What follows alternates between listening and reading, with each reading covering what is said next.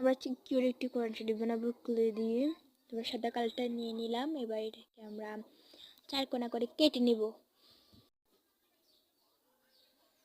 এই 4 কোনা করে কেটে নিয়েছি।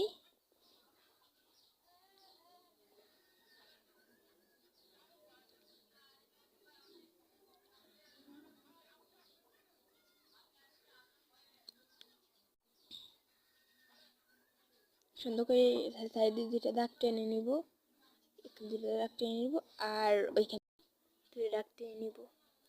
এরপর আমরা আনি নাই, মানে এই যে এটা বানাইছি, তো এরপর এখানে কোরআন শরীফ লিখে দিব, ছোট্ট করে কোরআন শরীফ লিখে দিব।